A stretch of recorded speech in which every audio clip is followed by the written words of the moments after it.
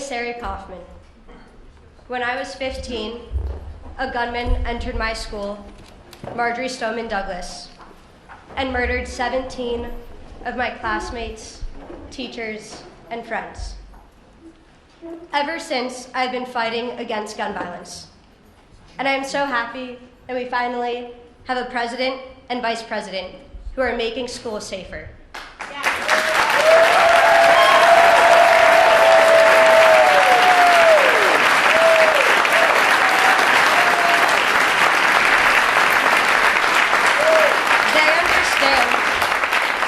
They understand that gun violence and the fear of gun violence impacts every community. School shooting drills are adding to this fear and anxiety. While we must be prepared, we should not be traumatizing students. That is why I am grateful to President Biden and Vice President Harris for not only leading on the issue of gun violence, but showing compassion while they do it.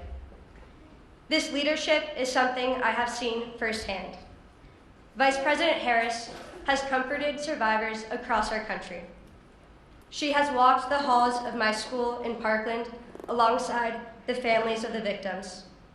She has listened to Gen Z leaders and understands how we are feeling. And she leads the first ever White House Office of Gun Violence Prevention.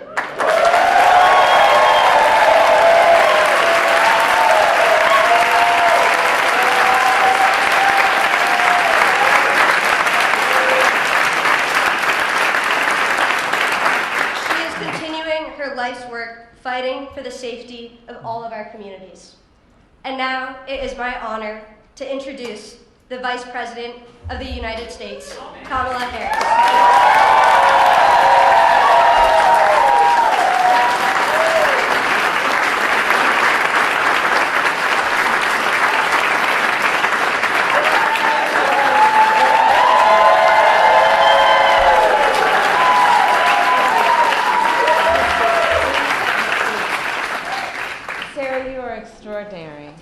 You are right. I have been traveling our country for many years, meeting with extraordinary heroes, and you are really an extraordinary leader. And when I look at you, I know the future of our country is bright. Thank you, Sarah.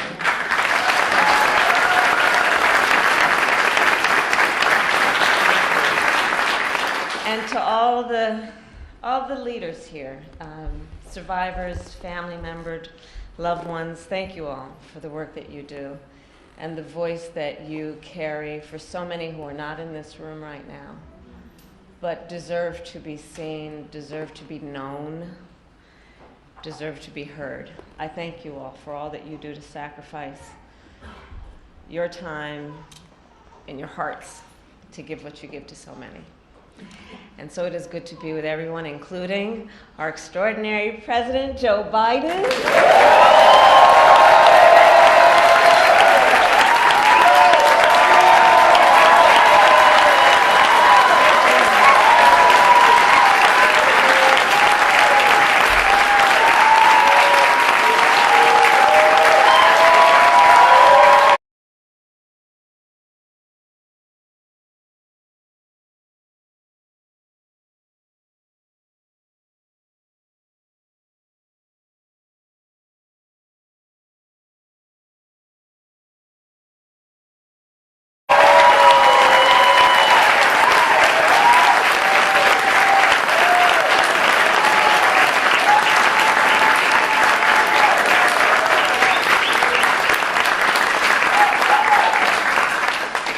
I have the great blessing and fortune to work alongside our president.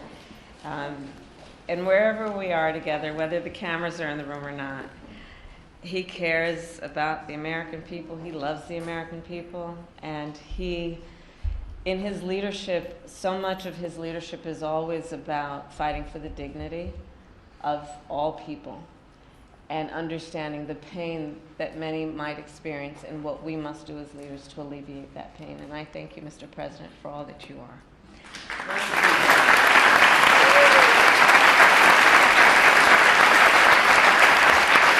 And to all the members of Congress who are here, all the leaders who are here, I thank you. So before I begin, I will say a few words about Hurricane Helene.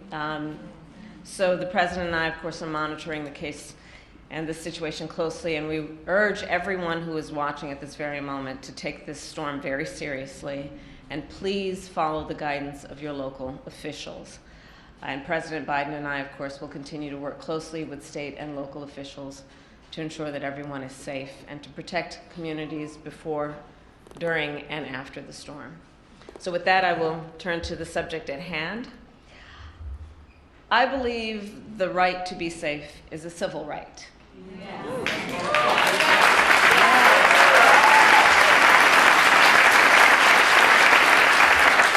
And that the people of America have a right, then, to live, work, worship, and learn without fear of violence, including gun violence. And yet, our nation is experiencing an epidemic of gun violence. Yeah. I'm telling a bunch of leaders who know. Today, 1 in 5 Americans has a family member that was killed by gun violence. Gun violence is now the #1 cause of the death of children in America. Not car accidents, not cancer, gun violence. The #1 cause of death for the children of America. And this is the result of many, many issues, including mass shootings and school shootings that are too frequently occurring in our nation. And it is, of course, the result of everyday gun violence, which occurs in cities and neighborhoods and towns across our nation. And we know that the prevalence of this violence causes trauma that is far too often undiagnosed and untreated. Yes. Which means that the effect of it is from that moment and lingers for a lifetime if we don't take seriously what are the seen and visible and unseen injuries that result from this violence. Over the years, I've held the hands of far too many mothers and fathers to try and comfort them after their child was killed by gun violence. And let us all agree, it does not have to be this way. We know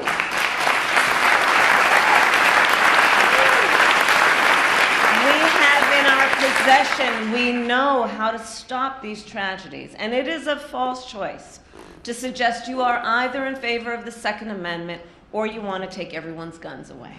I am in favor of the Second Amendment, and I believe we need to reinstate the assault weapons ban.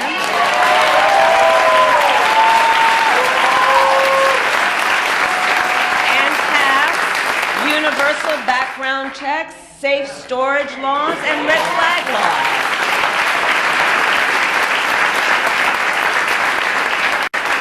When we took office, we promised to take on the crisis of gun violence. And we passed, under the President's leadership, the first major gun safety law in nearly 30 years, a bipartisan law, which includes an historic investment to address the trauma caused by gun violence.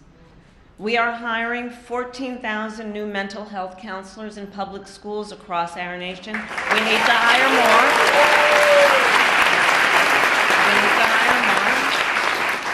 But it is the single largest investment in student mental health in history. And for as much as we have accomplished, more must be done.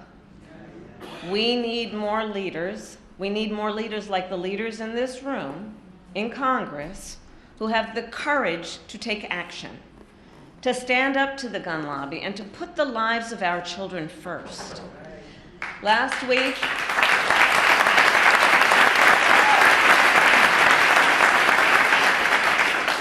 I met with a young leader. Her name is Natalie.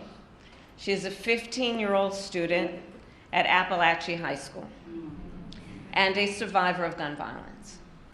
When we met, Natalie was still wearing bandages, and she is extraordinarily brave.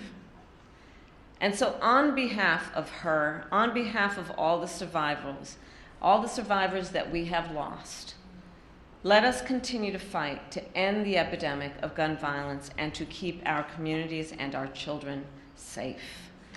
And now,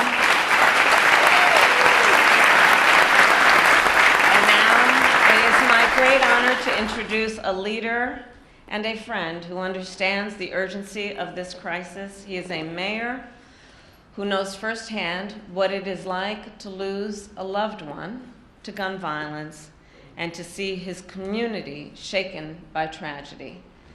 A dear friend who is not only a local leader, but a national leader. Please welcome Mayor Randall Woodfin.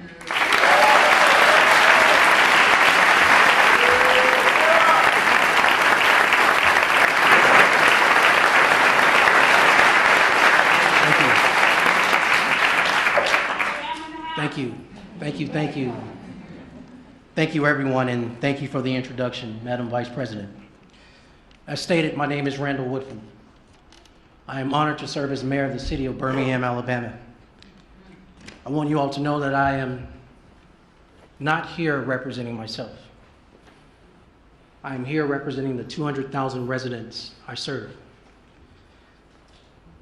Gun violence. Gun violence is what I would say, very personal to me. Because I know the scream of a mother when her child is killed. I know that because I heard it from the voice of my own mother when my brother was killed by gun violence. I know that scream, I heard that scream again this past Saturday as the lives of 4 people were stolen and 17 other victims were shot during a horrific mass shooting in Birmingham. Saving lives. Saving lives should not be partisan. That's right. Saving lives should not be Democrat or a Republican thing.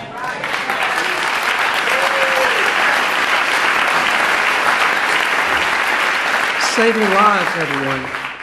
Saving lives shouldn't even be political. Saving lives is the most American thing we can do together.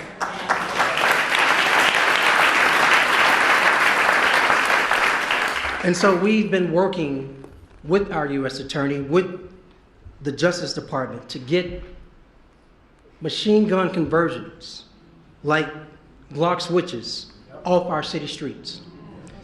But still, my community, and I imagine other communities, are still finding the use of these devices at crime scene after crime scene.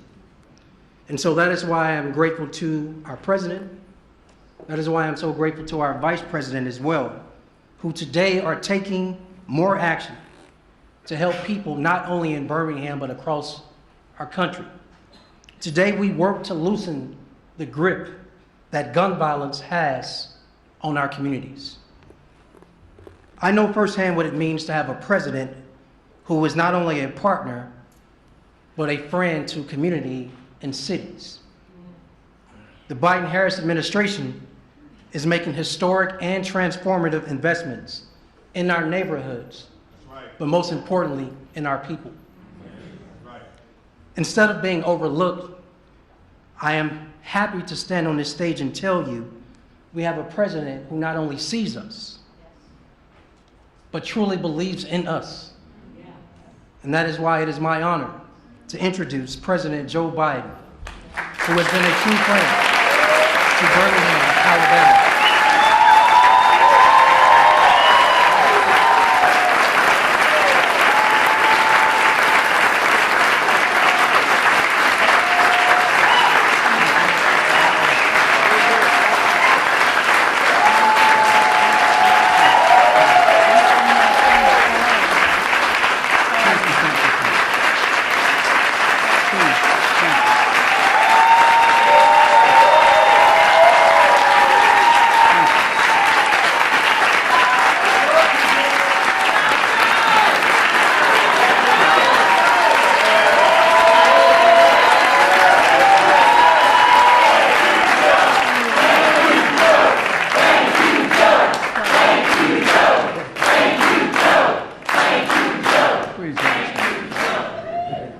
That was very nice of you. Thank you.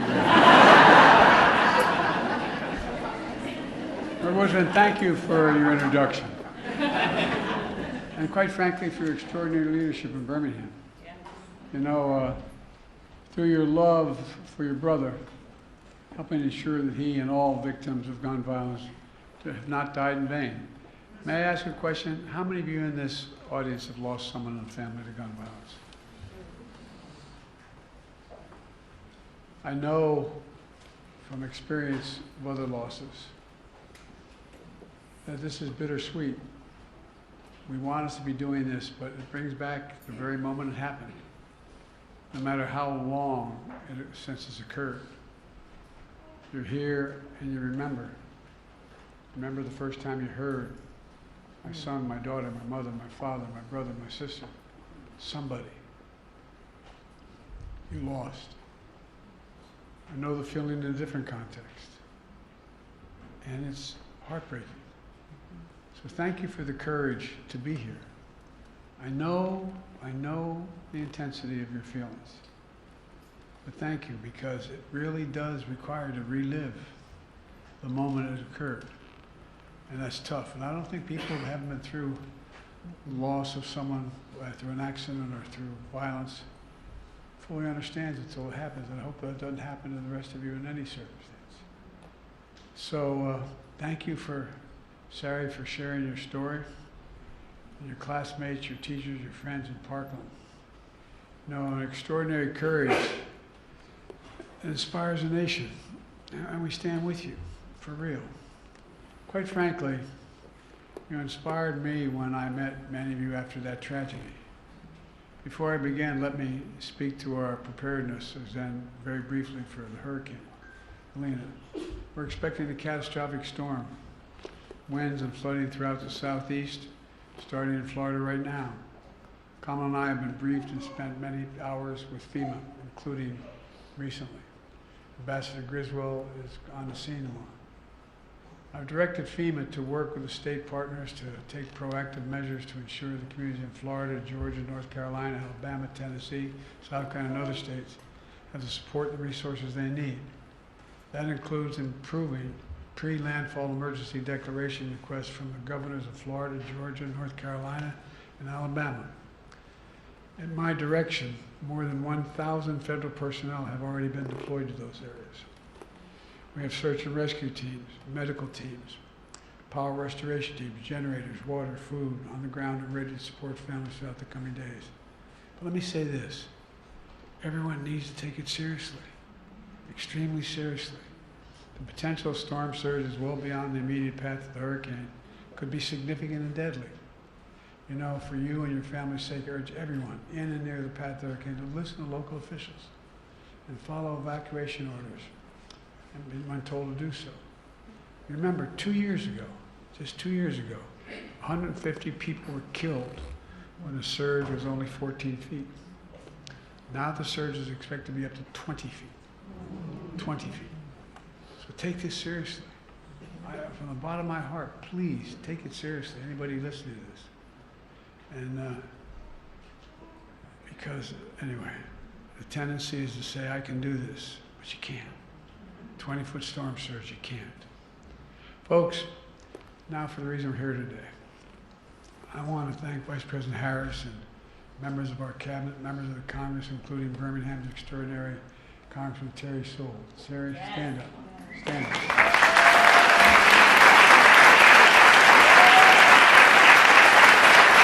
I want to thank Congressman Mike Thompson. Mike, stand up.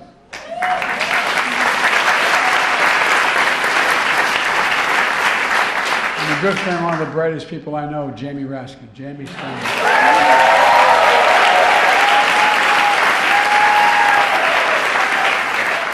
Congressman Maxwell Frost, who started by organizing opposition to gun violence, is now the youngest member of Congress.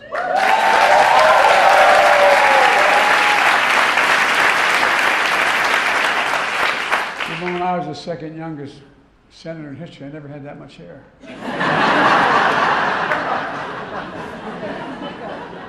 And Representative Lucy Macbeth, whose son Jordan was killed by gun.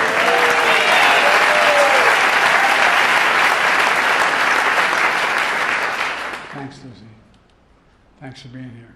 I know events like this are difficult.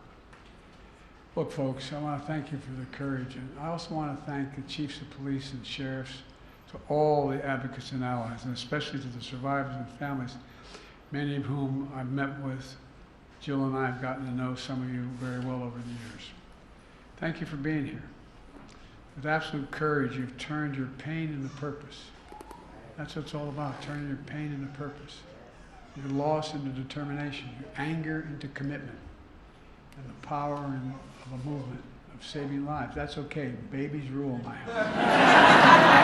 Don't worry about it. This past Monday, the FBI released data showing how crime is down in America. The year before we came to the presidency, we saw the biggest increase in murder rates on record. Last year, we saw the largest decrease in murder rates nationwide.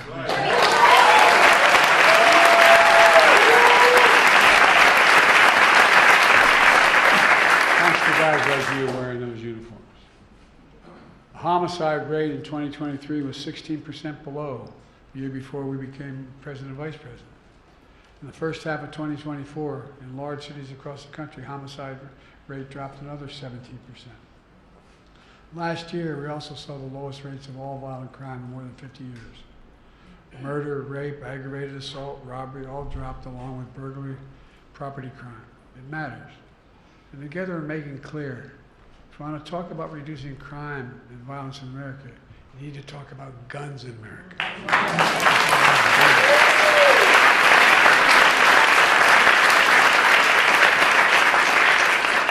You just heard Kamala cite the statistics all Americans should be ashamed of.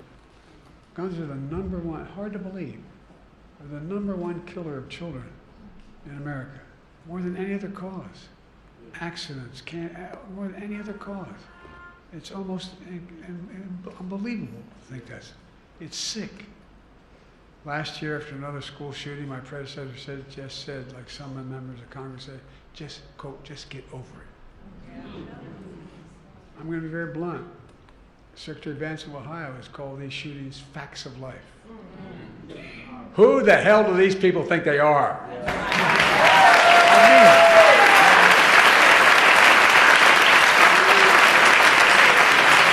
Think about it. The only industry that is exempted by law from being investigated and being dealt with is the gun industry. Imagine had that be the case with the tobacco industry. What cancer would be like. I mean it sincerely. Think about this. This time last year, we stood in the Rose Garden and launched the first ever White House Office of Gun Violence Prevention.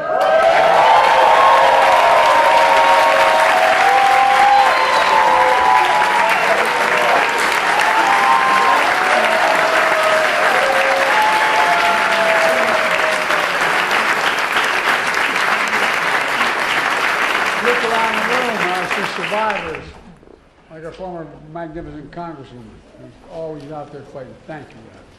Thank you. You know, it's staffed by gun violence survivors and experts, overseen by our incredible vice president. The purpose is to drive and coordinate the government in a nationwide effort to reduce gun violence in America. Over the past year, we made tremendous progress. More background checks required for firearms sold at gun shows online. New interagency response teams to support communities after mass shootings. And I've been to all but 3 mass shootings in the United States of America and spent time with surviving families, many of whom I see here in this audience, because it's important to raise up what's happening. Most comprehensive federal guide ever on safe gun storage and firearms. First ever Surgeon General's advisory declaring gun violence to be a public health crisis.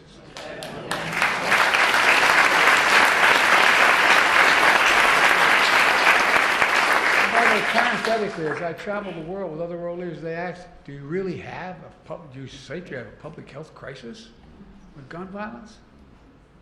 Well, today I'm proud to announce a new executive order. That's going to do 2 additional things. First, the executive order will establish a new federal task force on emerging firearm threats.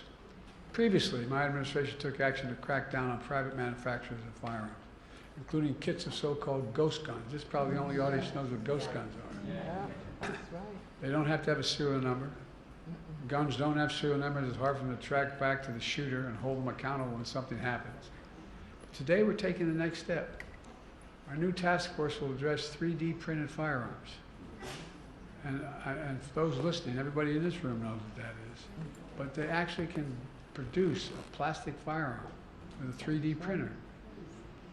That, magnetometers can't detect these, or they don't have a serial number.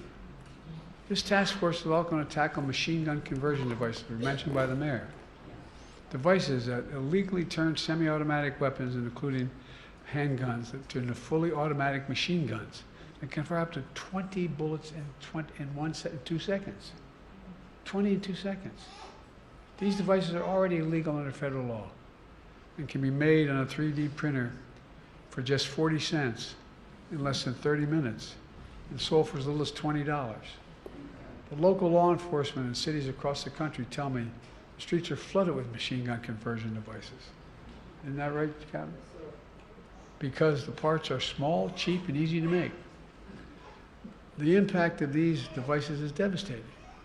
Just this weekend, a machine gun conversion device was found at the scene of a mass shooting in Birmingham. I can tell you, over 100 shell casings. 100 shell casings are found, including 4 killed and 18 injured. The community is shattered. Enough. Within 90 days of our task force, will send me a risk assessment and a strategy to address these emerging firearm threats. It's about sending a clear message. Don't worry about the babe, it's okay. Really. Sending a clear message to local law enforcement, the cities across the country. We're to help, and together we can save lives. Look, the second part of this executive order relates to active shooter drills in schools.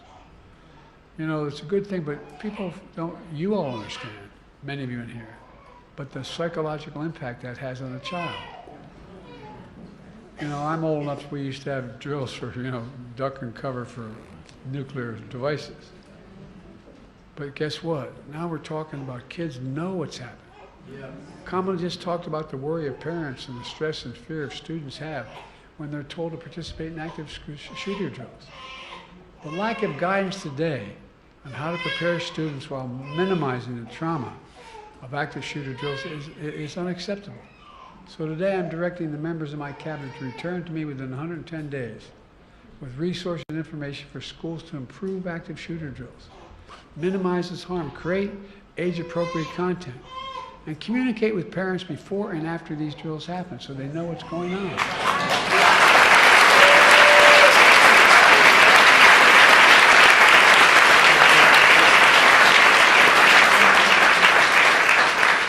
We just have to do better, and we can do better.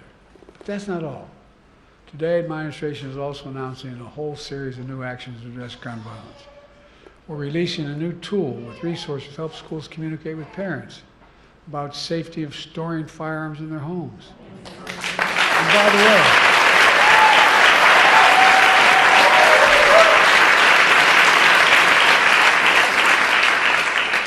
I, along with Diane Fines, is the guy that passed the first assault weapons ban. And here's the deal. It was amazing. Amazing how many of those gun violence occurred with those when they were outlawed with these firearms were a consequence of a parent not being responsible with the guns they own. Or in a recent case, I won't get into it because it's under litigation, a parent who provided an assault weapon to a young child. It's been found that when school administrators communicate with parents about safe storage of firearms in their homes, it motivates parents to act. We're awarding $135 million on top of the $238 million we've already awarded last year to 48 states for crisis intervention.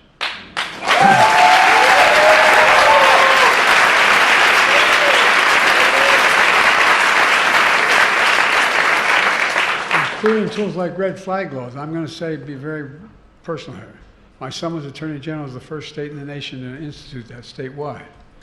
Temporarily removing firearms from those who are a danger to themselves and others. Yes. Right. Well, it's important. We're awarding an additional $85 million to 30 community violence intervention programs on top of the $200 million we've already invested in these programs.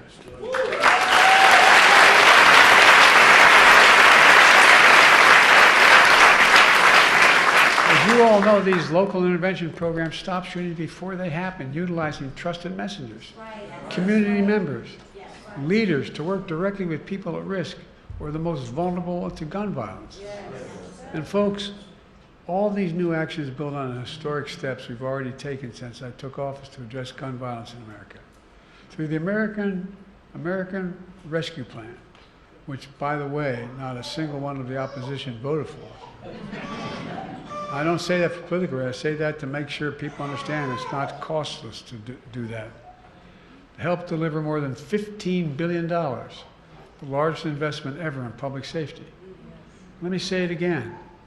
All our opponents voted against the largest funding ever in public safety. I also announced a dozen executive orders to reduce gun violence more than any of my predecessors. And with your help, we passed the Bipartisan Safer Communities Act, the most significant gun violence control in the world.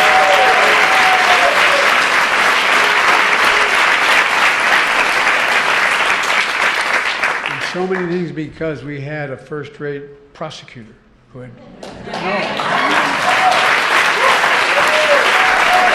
incredible experience dealing with these. Among many things is strengthened background checks for anyone under the age of 21 seeking to purchase a firearm. Since we implemented the background check system last year, we've kept almost 1,000 guns out of the hands of people under the age of 21. But folks, the law also invests over $1 billion, the largest one-time ever investment ever in seeking to deal with mental health issues in our schools.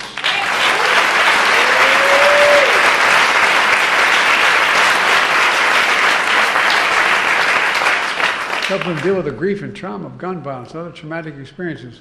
We spent a lot of time, didn't we, with those kids? Afraid to go back to school. Not an unusual thing to be concerned about if you've sat there and the kid sitting next to you in your desk gets shot and killed. My former Senate Deputy Chief of Staff is here with me today, Roger Harrison, sitting in the back there. He founded an organization that does outreach programs for middle and high school students dealing with mental health issues. And many others around the country doing similar things. We still have more to do. But the steps we've taken so far in reducing gun violence and saving lives are real. But we have to keep going. There's so much more we have to do. I think it's time to reinstate the assault weapons ban and high-capacity magazines.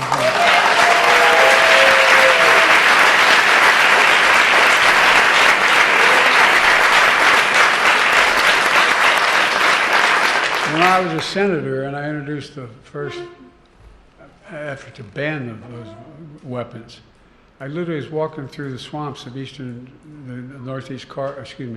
in southern Delaware, down in the area where the swamps and ridges are. There's a guy fishing. And he looked at me and he said, "Biden, what the hell are you going to take my gun for? What, are you going to take my assault weapon?" He was fishing. And I said, true story. And I said, "You need that?" He said, "Yeah." I said, "You must be one hell of a lousy shot." And I don't see a lot of deer running around here wearing Kevlar vests. He said, "Well, that's not, why do you have it?" "Well, I hunt." "You hunt like hell." Look, it's time we establish universal background checks. Universal. And require safe storage of firearms. I mean it. Start holding parents accountable for being negligent. By the way, if you pulled up here wherever you parked and left your key in your car, and a student steals the car and gets in an accident, you are held responsible. Why in the hell would not that be the case if you left a gun case open? I mean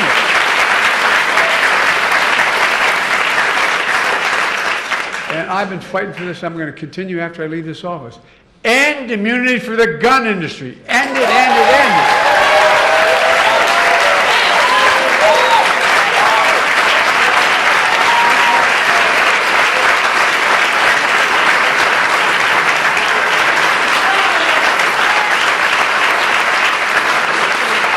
Look, folks,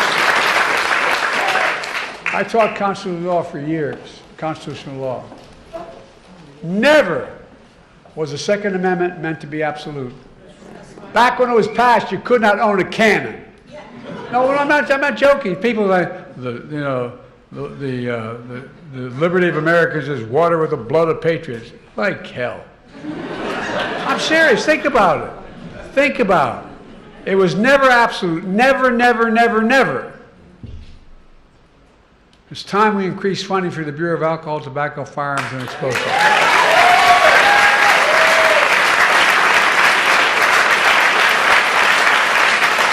Another law enforcement agency to deal with crime and solve crimes faster.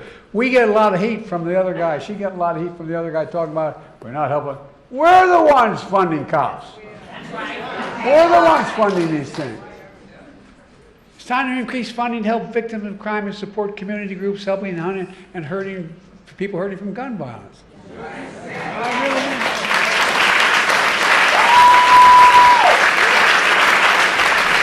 Unfortunately, my predecessor and a lot of congressional other people opposed all these steps to reduce gun violence.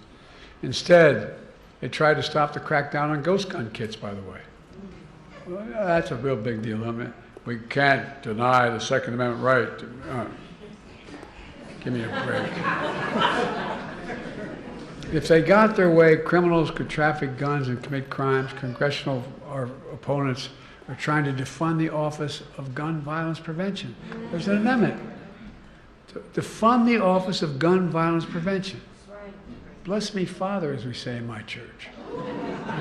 They attack the FBI and want to abolish the Bureau of Alcohol, Tobacco, and Firearms and Explosives. By the way, that's written out, which is responsible for fighting gun crimes. Folks, you can't be pro-law enforcement and be anti-FBI and ATF. That's how it works.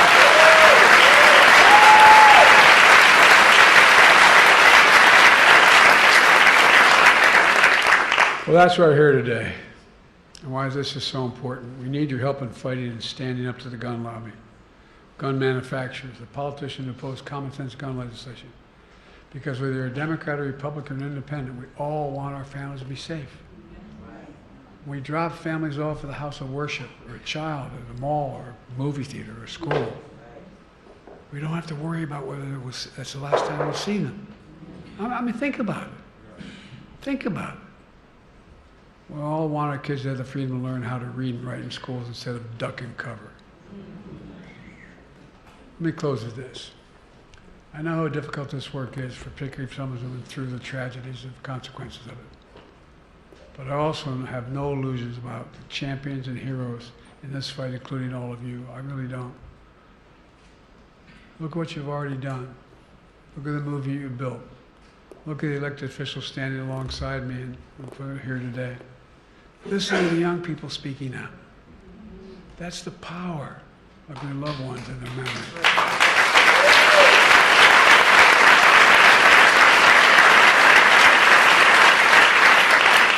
And that's the power of this movement. It's the power of America. We just have to keep going and have faith in who we are.